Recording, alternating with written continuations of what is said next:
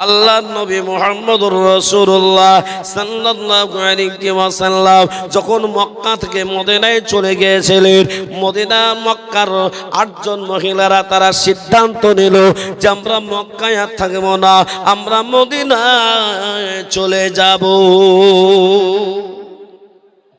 এ বাবা কোথায় যাচ্ছেন? একে যান, কেউ কেউ যাচ্ছে আবার চলে আসছে, এটা বড় ভদ্রতা। আর কেউ যদি মনে করে যে পেশাব করার বাহানা দিয়ে পালিয়ে যাব, উল্টা দোয়া হবে। কথা ঠিক আছে না নাই? উল্টা দোয়া কেমন জানেন তো? হ্যাঁ, আজকে কেমন তা আজকে বুঝি শেষের বেলায় দেব। উল্টা দোয়াটা কেমন হয়? আমার কাছে দুরকম দোয়া আছে, একটা উল্টা দোয়া আর একটা সুজা দোয়া। যেমন সেদিন আমি 11:30টায় এসেছিলাম ওই হরেকনগরে, কি নাম হরেকনগর, এই কারি ইরশাদ সাহেবের মসজিদের ওখানে 11:30টা থেকে 2টা পর্যন্ত বলেছিলাম। তো গোটা লোকই ছিল বাপ, শেষ দোয়া করে না করে যায়নি, কিন্তু একটা দুটো লোক চলে গেছিল। পরে আবার এসে যে শেষ দোয়া যখন করবে তখন আসবো, উল্টা দোয়াটা নিব না। তা আজকেও কিছু কিছু লোক যে পালিয়ে যায়, এখন একটু টানটুন দিয়ে আসি নাকি? আপনাদের টানটুনের কথা বললাম কেন? ওই কাঠের ব্রিজটা পার হয়ে এসে 4টা ছেলে ওখানে মনে হয় ওখানে দুমদাম করে ওখানে পিকনিক টিকনিক করছে, মনে হয় কেউ হতে পারে। তো আর বিড়ি খাওয়ার স্টাইলটা দেখছিলাম বাপ, জানেন বিড়িটা এভাবে আমরা একটুখানি দাঁড়ালাম, ভিড় লেগে আছে তো দাঁড়াইলাম, তো বিড়িটা যেদিক ধরাইলো সেই দিকটা মুখে দিল কেন? হ্যাঁ, এই আপনার উল্টো নাকি? আমি তো কোনোদিন দেখিনি বাপ, যে দিকটা ধরাইছে ওই দিকটা মুখে দিল। দেড় করে আবার পিছন দিয়ে আবার দিছে, ধোঁয়া মারছে। রে কাপাস ডাঙ্গা কি সব উল্টা নাকি? না, উল্টা না, বড় ভালো। বাপজি যে ঘটনা বলছিলাম, নবীজির মহব্বত ভালোবাসা, বলুন সবার থেকে বেশি রাখতে হবে না হবে না? সব থেকে বেশি নবীর মহব্বত। I love Muhammad. সকলে বলুন সাল্লাল্লাহু আলাইহি ওয়াসাল্লাম। নবী খুশি হবে। বাস্তবে 2018 সালে মদিনায় যাওয়ার পরে নবীজির রোজার কাছে গিয়ে সালামটা যখন দিলাম, মনে হলো জীবনের সমস্ত ক্লান্তি মনে হয় দূরই হয়ে গেল। যখন নবীজি যখন বেঁচে ছিলেন সেই সুমাতে নবীর মহব্বতটা কত হতো। আজকে যদি নবীকে ডাইরেক্ট দেখতে পেতাম আমাদের মহব্বতটা কত হতো। এক একটা গজল পড়লে বা শুনলে মোহাম্মদ জমে যায় না, যায় না? আই লাভ মোহাম্মদ বলতে গিয়ে আমাদের মনে হচ্ছে মোহাম্মদ সাল্লাল্লাহু আলাইহি ওয়াসাল্লাম আমাদের কাছে আছে। আর নবী যদি আমাদের কাছে থাকতো, সে নবীর প্রেমে পাগল হয়েছিল। নবীর একটা হাদিসে নবীজি বলেছিলেন, লা ইউমিনু আহাদুকুম হাত্তা আকুনা হাব্বা ইলাইহি মিন ওয়ালিদিহি ওয়া ওয়ালাদিহি ওয়ান নাসি আজমাইন। তোমরা পরিপূর্ণ ঈমানদার হতে পারবে না যতক্ষণ পর্যন্ত তোমাদের বাবা মা, তোমাদের ছেলে মেয়ে, দুনিয়ার আসবাবপত্র অপেক্ষা নবীকে আপন না করতে পারবে। মক্কার 8 জন মহিলা, কজন বললাম? 8 জন মহিলা, তারা দেখিয়েছিল দুনিয়াকে যে আমরা নবীকে কত মহব্বত করি। আজ তোমরা নবীকে মহব্বত করে যদি বলে যাই, কাল থেকে বলুন তো সবাইকে সালাম দিবেন, এখানেই শেষ। কালকে আর সকালবেলা আর সালাম নাই, ঠিক না বেটি? লজ্জা করি। 8 জন মহিলার ঘটনাটা বলবো, আর এই ঘটনাটা থেকে শিক্ষা নেব যে আমরা নবীর মহব্বতটা আমাদের অন্তরে রাখবো। বলুন ইনশাআল্লাহ।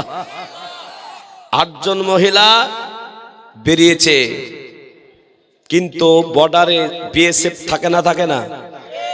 মক্কা মদিনার মাঝখানে একটা আছে, বর্ডার আছে, টোল পাস করে যেতে হয়। আমি মোয়াল্লিমকে বললাম আমাকে একটু নিয়ে চলো তো। বলে হ্যাঁ, ওখানে গেলাম। এই জায়গাটা দিয়েই 8 জন মহিলা বেরিয়েছিল, কিন্তু আবু জেহেল, উতবা, সাইবা তাদের লোকেরা তারা বলল যে তোমরা যেতে চাইবে যাও, কিন্তু তোমাদের কোলে যে বাচ্চাগুলো আছে এই বাচ্চাগুলো নিয়ে তোমাদেরকে যেতে দেব না। 8 জন মহিলার ঈমান এমন তাজা হয়েছিল, আমরা জীবনটা দিয়ে দিব। আল্লাহ যদি কিয়ামতের ময়দানে জিজ্ঞাসা করে, এই মহিলা বলো তুমি কি আমল নিয়ে এসেছো বলো, সেই সময় আমি বলতে পারবো, আল্লাহ আমার কলিজাটাকে কেটে দিয়েছিলাম তোমার পথে দিন ইসলামকে রক্ষার্থে, তোমাকে দেখা করা, তোমার নবীকে দেখা করার স্বার্থে মক্কা থেকে মদিনায় আসতে গিয়ে জীবনটা দিয়েছিলাম। আল্লাহ যদি এই আমলটুকু কবুল করে নেন, আল্লাহ জান্নাত পাওয়া যাবে। আল্লাহ আমাদের এখানে যারা বসে আছে, আমাদের আল্লাহর জান্নাত দরকার আছে না নাই? জান্নাতের আশায় বসেছেন না দেখানো আশায়? কিসের আশা? জান্নাতের আশা। ওই 8 জন মহিলা তারা বলতে লাগলো, এ কাফের বেঈমানের দলেরা, এ কাফের বেঈমানের দলেরা, তোমরা যদি আমাদেরকে মেরে দাও তবু আমরা যেতে রাজি, কিন্তু নবী মুহাম্মদ সাল্লাল্লাহু আলাইহি ওয়াসাল্লামের মহব্বতকে আমরা ছাড়তে রাজি না। এ বাবা, হ্যাঁ বাইপাস जाइए जाइए जल्दी जाइए। ए बाबारा কাফের বেঈমানরা বলল, এ 8 জন মহিলা তোমাদের কে মারবো না, তোমাদেরকে তোমাদের রাস্তা তোমাদের জন্য ছেড়ে দেব, কিন্তু তোমাদের যে কোলেতে যে বাচ্চাগুলো আছে এই বাচ্চাগুলোকে আমরা তোমাদের সামনে আমরা মেরে দেব। ওই 8 জন মহিলা বলতে লাগলো, তোমরা আমাদের এই বাচ্চাগুলোকে তোমরা যদি শহীদ করে দাও আমরা দিতে রাজি, নবীর মহব্বতে ভালোবাসায় দিতে রাজি। বিশ্ব নবী মুহাম্মদুর রাসূলুল্লাহর মহব্বতে ভালোবাসায় তারা বলতে লাগলো, আজকে যদি আমরা তাদেরকে শহীদ করে দিতে পারি, কিয়ামতের ময়দানে আমার আল্লাহ পাক এই বাচ্চাগুলোর সঙ্গে কথা বলিয়ে দেবে। ওই বাচ্চাগুলোকে নিয়ে যখন জবরদস্তি যেতে চাইলো, ওই মহিলাদের কোল থেকে কাউরে আপনার কোলেতে বাচ্চা ছিল, মায়ের স্তন চুষে চুষে বাচ্চা খাচ্ছিল। ভাই এমনও বাচ্চা যে বাচ্চার 4 বছর বয়স, কোনো বাচ্চার 8 বছর বয়স, এইরকম ছোট্ট ছোট্ট বাচ্চাগুলোকে মায়েদের কোল থেকে তারা কেড়ে নিল। কাফের বেঈমানেরা তাদের সামনে অস্ত্র বের করে বলে, মহিলারা তোমরা যদি বাচ্চাগুলোকে বাঁচাতে চাও তাহলে তোমরা এই মক্কাতে আবার ফিরে যাও, মদিনায় তোমাদেরকে যদি যেতে, তোমরা যদি মদিনার রাস্তাকে না ভুলো, মদিনার রাস্তাকে যদি তোমরা না ছাড়ো, তাহলে তোমাদের সামনে এই তোমাদের কলিজার টুকরা বাচ্চাগুলোকে আর বাঁচিয়ে রাখবো না। ওই মেয়েরা বলতে লাগলো, আমাদের কলিজার টুকরা বাচ্চার থেকেও আমরা বিশ্ব নবীকে মহব্বত করে ভালোবাসি। ওই ব্যক্তির ঈমান ততক্ষণ পরিপূর্ণ হবে না যাদের ছেলে মেয়ে বিবি বাল বাচ্চা বাবা মা সম্পদ অপেক্ষা নবীকে মহব্বত না করতে পারবে, তার ঈমান মজবুত হবে না। আমরা জীবন দিয়ে দিব কিন্তু নবীর রাস্তা নবীর কাছে যাওয়াটা কেউ আমাদেরকে বন্ধ করতে পারবে না। বাচ্চা বাচ্চা ছেলে, সুন্দর সুন্দর ছেলে, নুরানের চেহারা, মক্কার বাচ্চাদের সুন্দর সুন্দর চেহারা, ওই চেহারাওয়ালা মায়ের মুখ থেকে তারা বাচ্চাগুলোকে আপনারা কেড়ে নিল।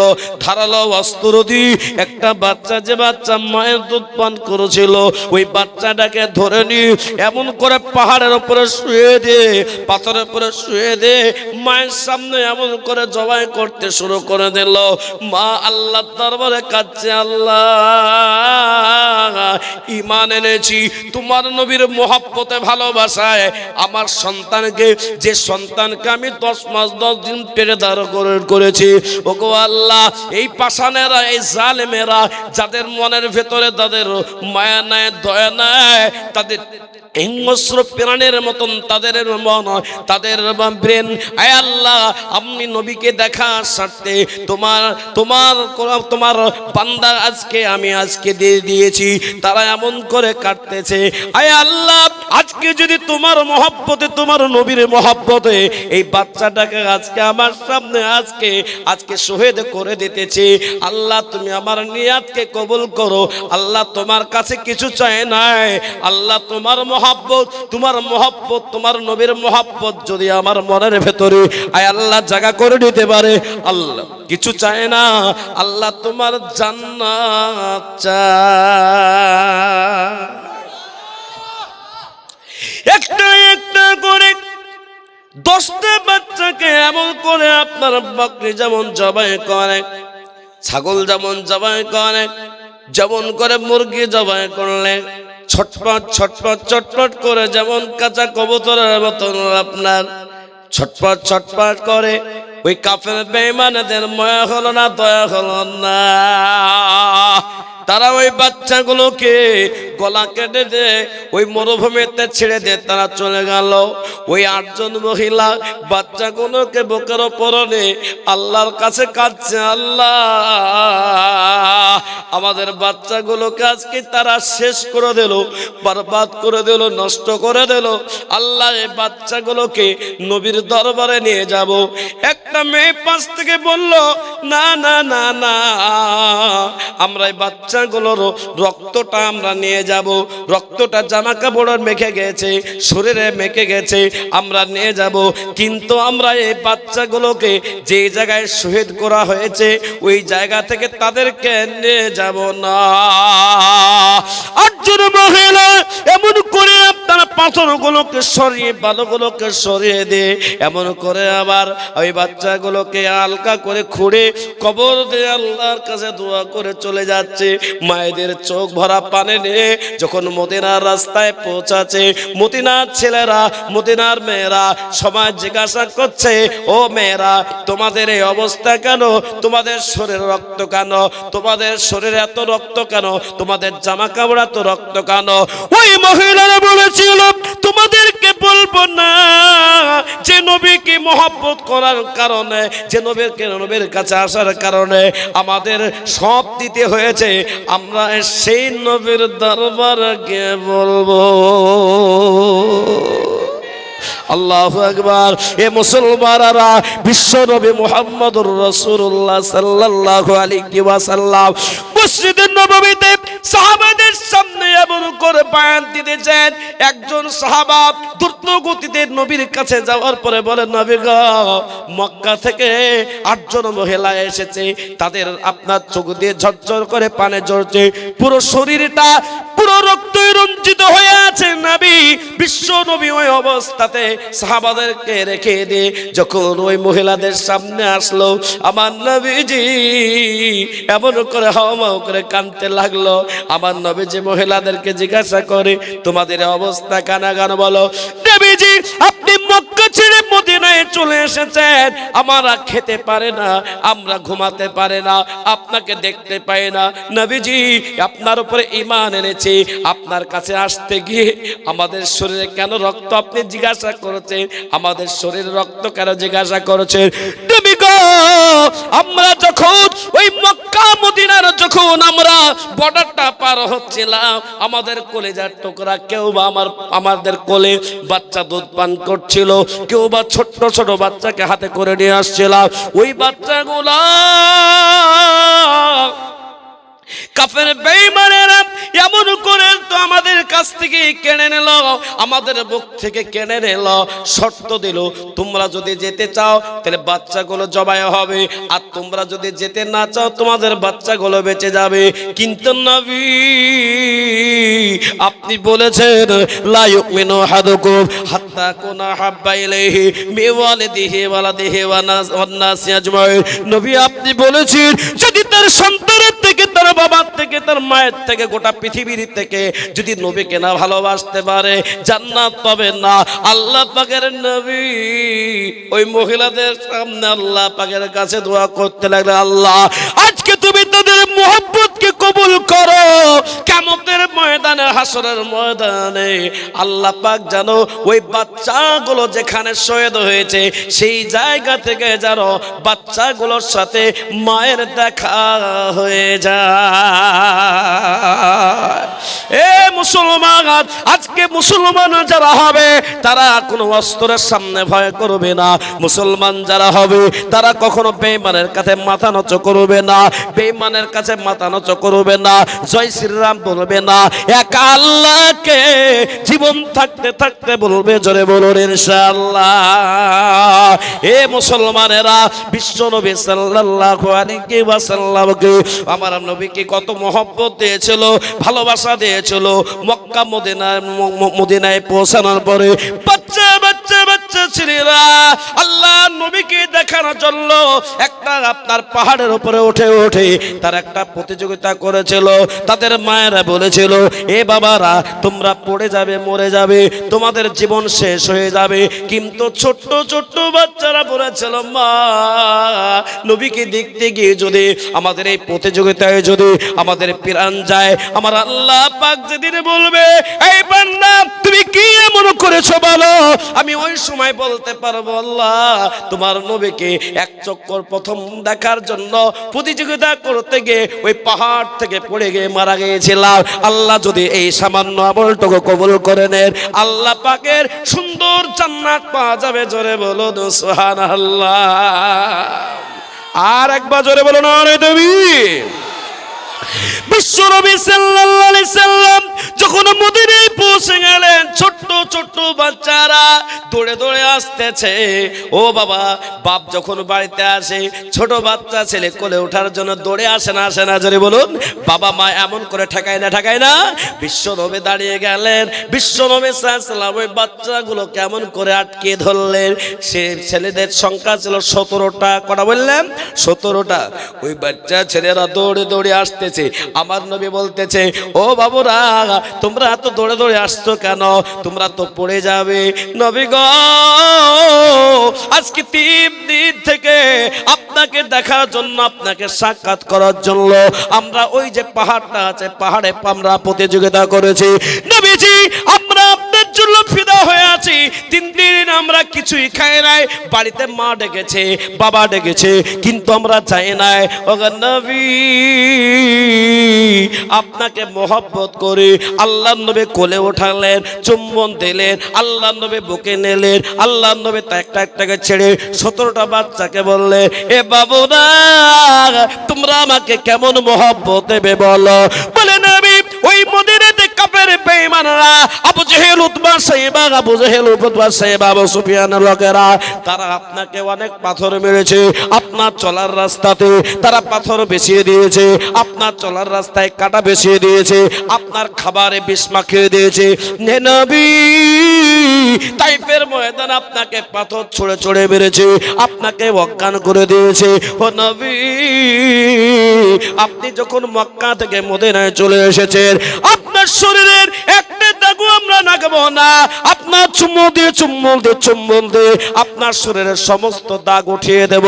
ও নবী, কাফের বেঈমানরা, আল্লাহর নবী বললেন, বাবুরা তোমরা তো আমার চুম্বন দিয়ে আমার শরীরের দাগগুলো উঠিয়ে দেবে, তবে বলো কাফের বেঈমানরা যদি মারতে আসে তোমরা কেমন মহব্বত দেবে বলো। বিশ্ব নবী বললেন, ও আমার সাহাবারা বলো, ওই ছোট্ট ছোট্ট কলিজার টুকরা বলো, ওই ছেলেরা বলেছিল, নবী আপনাকে আর কাফের বেঈমানরা পাথর দিয়ে মারতে পারবে না, আপনার রাস্তায় কাঁটা বেছাতে পারবে না, আপনার খাবারে কেউ বিষ মাখাতে পারবে না। ও নবী, আপনি আপনাকে যদি কোনো কাফের বেঈমান মারতে আসে, আমরা ছোট্ট ছোট্ট বাচ্চাগুলো আমরা পাথর সহ্য করব, আমরা গুলি সহ্য করব, তীর সহ্য করব।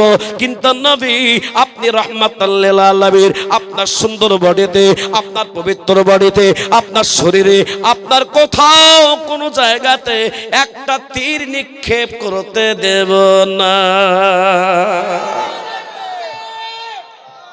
আর একবার জোরে বলুন, নারে তাকবীর। বাবজি, মোহাব্বত শুধু আই লাভ ইউ করলে হবে না, কাজে কর্মে দেখাতে হবে না, হবে না?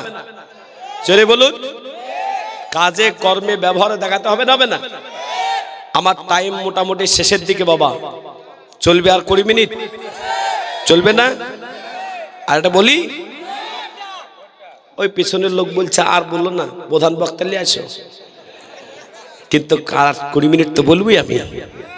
বাবা, নবীর মহব্বত ভালোবাসা আছে না নাই? ভালোবাসা থাকবে না থাকবে না? নবীর উপরে কথা যদি কেউ বলে তাকে ছেড়ে কথা নয়। কোরআনের উপরে কথা বললে কাউকে ছেড়ে কথা হবে? বলুন হবে? ওই ওয়াসিম পাগলা শুনে যা, দুগালে জুতো খেয়ে যা। কারণ অসীম পাগলা বলে 17টা শয়তানে নাকি লিখেছে, 27টা।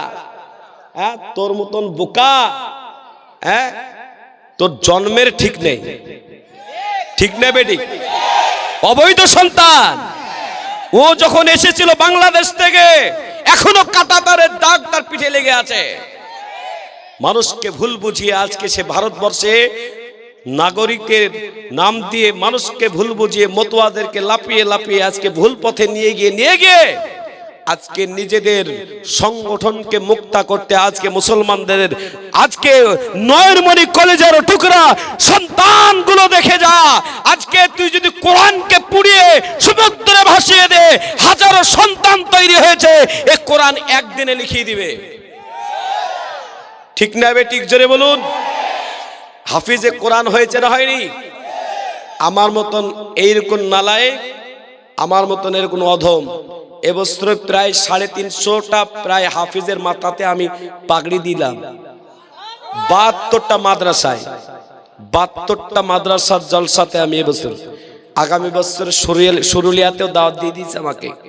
বলে এবছর তো পেলাম না, আগামী বছর সুরুলিয়া মাদ্রাসায়। আব্বাজি, এই যে শত শত হাফিজে কোরআন হচ্ছে, বলুন এই হাফিজে কোরআন আজকে কোন বিশ্বের যত ধর্ম করেছে সব বাতিল ধর্মগুলোর এক একটা কিতাব আছে, রামায়ণ মহাভারত একটা মুখস্থ করে দেখাতে পেরেছে। কিন্তু আল কোরআনকে হাজারো হাজারো মুখস্থ করেছে না করেনি? জোরে বলুন, করেছে না করেনি? আজকেও 2জন বেঈমান মুসলমান হয়েছে, বলুন সুবহানাল্লাহ। আজকে 2জন মুসলমান হয়েছে দিল্লিতে। বলেন 5.5 বছর চুল কেটেছিল না? ক বছর? 5.5 বছর যদি চুল না কাটে তার চুলে কতগুলো উকুন ছিল বুঝতে পারছেন তো? হ্যাঁ, জট বেঁধেছিল না বাঁধেনি? ও জটওয়ালা কোরআনকে শুনে, কোরআনের সংস্পর্শ পেয়ে আজকে ইসলাম পেয়ে গেছে। আল্লাহ তার হায়াতকে বাড়িয়ে দিক। জোরে বলুন আমিন। মুসলমান, মুসলমান সত্য ধর্মের উপর আছে, সত্যর পথে থাকবে। আজ পর্যন্ত কোন জায়গাতে এই আল্লাহু আকবার বল না তোকে মারবো একটা রিপোর্ট আছে গোটা বিশ্বে? কোথাও নেই। কিন্তু জয় শ্রীরাম ওই গরুলি যাচ্ছিল, তাকেই পেলি? হ্যাঁ, একটা লোক হকারি করতে করতে যাচ্ছে, এই হকারকে পেলি? হ্যাঁ, জোর করে বলবি? এটা বাচ্চা ছেলে মাথায় টুপি দিয়ে যাচ্ছে, এই জয় শ্রীরাম বল, বাচ্চা ছেলেটাকে পালি? সারা মিডিয়া তোদের, সারা টিভি চ্যানেল তোদের, তারপরও তোরে এত প্রচার করো, তোদের ধর্মে কোন লোক যাচ্ছে না। আর আল্লাহর রহমতে গোটা ভারতবর্ষের, গোটা বিশ্বে প্রতিদিন হিসাবে, ডে হিসাবে 7,500 লোক মুসলমান আছে ডে। এটা মুসলমানের সৌন্দর্য আছে না নাই? তুমি যাও যে মদিনাটাকে গোটা বিশ্ব, সেখানে নরেন্দ্র মোদী চাওয়ালা ইও সই করেছে, গোটা পৃথিবীতে স্বাস্থ্যকর শহর হিসাবে আপনার বিশ্ব ব্যাংক ডিক্লেয়ার করেছে মদিনা শহরকে। কোন শহরকে বললাম? আপনারা খবর পত্রিকা সব তো দেখবেন না, শুধু ঠুস ঠাস ওগুলো দেখেন। আর মা বোনরা শুধু সিরিয়াল দেখে না, দেখতা নেই? এগুলো দেখবেন। স্বাস্থ্যকর 2018 সালে মল্লিম সাহেবকে বললাম একটু হসপিটালগুলো দেখবো কেমন আছে, বুঝলেন না? হসপিটাল দেখতে গেলাম, আল্লাহু আকবার, হসপিটাল একবারে মানে এতই পরিষ্কার পরিচ্ছন্ন, কিন্তু বাপ ডাক্তারও বসে ঘুমাইছে, নার্সও ঘুমাইছে, রোগী নাই। क्या नहीं बात? और हमारा भारतवर्ष में এই জোরে বলুন। রোগী শুয়ে মরছে, ঘুমাচ্ছে না, মরছে, আর ডাক্তার নাই, বেড নাই, ঠিক না বেটি? তোমরা মুসলমানের উপর আঘাত করো। এখনো কেউ কেউ বলছে ও মক্কার কাবা ঘরটা আমাদের ছিল। কত বড় পাগল, কত বড় মূর্খ, যা তো ঠ্যাং ভেঙে দিবে। কথা ঠিক নেবে ঠিক? এখন তারাই বলছে, আমাদের গ্রামের পাশে একজন বলছে, এই মক্কার কোথার একটা একটু পানি খেলে বলে বিশাল সুন্দর পানি, হেঁটে হেঁটে পানি আনতে যায় না হলে বাবা, বাবা ওই পানি বিশুদ্ধ না শুদ্ধ? হ্যাঁ, গু গোবর দুনিয়ার সব নামছে না, নামছে না? সেই পানিও পানি আনতে যেতে ভোলে বাবা, ঠিক না বেটি? গঙ্গা জল, আর হামারা গঙ্গা জল ক্যা है? जरे बोलून, ए जम जम बोले ना, उसका गंगा जल है और हमारा क्या है? जम जम है ना। से जम जम से कत लक्ष এবছর 27 লক্ষ হজে যাচ্ছে, 27 লক্ষ 5 লিটার করে পানি আনবে, পানি পান করবে। সর্ব জায়গাতে গরম পানি ব্যবস্থা, ঠান্ডা পানির ব্যবস্থা, তারপরও জমজম কমবে না বাবা। কেন? বরকত। আমরা যখন এতে চাপলাম, তো এক রিটায়ারমেন্ট মাস্টার, সে বলছে আমার গ্যাসে আমি থাকতে পারি না মাওলানা, একটু গ্যাসের ট্যাবলেটের ব্যবস্থা করেন না।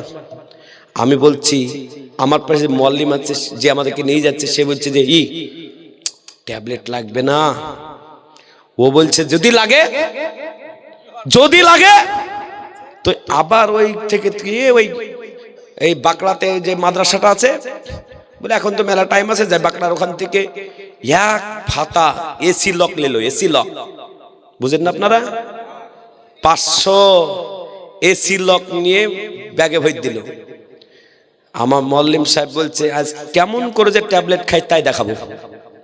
ঠিক করে উড়ে গেলাম, জিদ্দা থেকে নেমে গেলাম, আর জিদ্দাতে জায়গা জায়গায় জমজম রাখা আছে, লেগে পেট ভরে খান, খান পেট ভরে, দেখি আপনার গ্যাস কেমন হয়। আল্লাহু আকবার। সেই প্যাকেট মাঝে মাঝে জিজ্ঞেস করছি, পেটে গ্যাস হচ্ছে নাকি? পেটে গ্যাস হচ্ছে নাকি? কই কিছু তো বুঝতে পারছি না, বুঝলেন না? আবার বলছি খিদে লাগছে নাকি? বুঝি খেজুর খেলাম, পানি খেলাম, তো পেট ভরে গেল কেন? বাপ রে বাপ, সে কালো মতো মানুষটা কিন্তু যেদিন আসছে একবারে মনে হচ্ছে তাজা, একদম শরীরে ফর্সা টুকটুক হয়ে গেল মনে হচ্ছে একেবারে।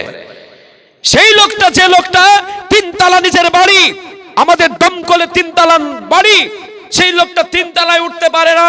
সেই লোকটা 50 হাত উঁচু সেই পাহাড়ে উঠে পড়লো। তুই বলছি কষ্ট হয়নি তো? বলছে হালকা হাঁটুতে ব্যথা ব্যথা লাগছে নাকি? বলে আরো জোরে হাঁটো। আল্লাহু আকবার। হাইটে যখন ঘরে আসছে তো বলছি ব্যথা করছে নাকি? না। বলবেন না সুবহানাল্লাহ? কিসের বরকত বাবা এটা? কিসের বরকত? খেজুর। তখন ডাক্তার বলছে না যদি সুস্থ থাকতে চাও তো খেজুর খাও, বলছে না? বলছে না? এসব কাশ্মীরি খেজুরে কিছু হবে না বাপ। খেজমুর চাইয়ে তো আজওয়া খাইয়ে। খেজুর, আজওয়া খেজুর শুনেছেন না শুনেননি? আবু জেহেল বলেছিল না নবীর কাছে এক মুষ্টি পাথর নিয়ে এসে বলেছিল, এই মুহাম্মদ বলো এই হাতের ভিতরে কি আছে বলো। নবীজি ইশারা করলেন, হাতের মুঠ খুলে গেল, সঙ্গে সঙ্গে পাথর জমিনে পড়ছে। আর কি পড়েছিল জোরে বলুন? লা ইলাহা। এদিককার লোক জানে না লা ইলাহা ইল্লাল্লাহ মুহাম্মাদুর রাসূলুল্লাহ। বুঝে তোমার জাদু পাথরও চলে। বিশ্ব নবী সাল্লাল্লাহু আলাইহি সাল্লামকে আবার বলছে তোমার নবী, তোমাকে নবী, তোমাকে তখনই মানবো তুমি এবার যদি বলতে পারো। বলে কি? বলে ওই যে দেখতে পাচ্ছ খেজুর গাছ, আর ওই খেজুর গাছের যেগুলো খেজুর আছে কাঁচা হয়ে আছে, পেকে পেকে পড়বে, আর যদি তোমার নাম বলতে পারে তো কালেমা পড়ে নেব। বিশ্বনবী সাল্লাল্লাহু আলাইহি সাল্লাম ইশারা করলেন, খেজুরগুলো পড়ছে ধাপাধাপ, আর কালেমা লা ইলাহা ইল্লাল্লাহ। বুঝে তোমার জাদু জমিনেও চলে, তোমার জাদু ওই চান্দ্রতেও চলে, তোমার জাদু পাথরেও চলে, তোমার জাদুর কত ক্ষমতা আমি তাই দেখব। তাই হ্যাঁ, একবারে পুরা খেজুরের আঠি নিয়ে চলে এসছে। কিসের খেজুর আঠি? পুরা খেজুর আঠি। বলে মোহাম্মদ, এই খেজুরের যদি গাছ বের করে দিতে পারো তাহলে আমি তোমাকে নবী বলে মেনে নেব। নবীজি পুঁতে দিলেন। হুকুমকার, এই আল্লাহ পাকের কাছে বীজের কোনো প্রয়োজন আছে? জোরে বলুন, বীজেরও প্রয়োজন আছে? নাই। বিশ্বনবী পুঁতে দিলেন, গাছ তৈরি হলো। সেই পোড়া মতো খেজুরের বিচি লাগানোর কারণে আজোয়া খেজুরও পোড়ার মতো হয় না? হয় না? সব থেকে বিশ্বের দামি খেজুর হলো সেই গাছে।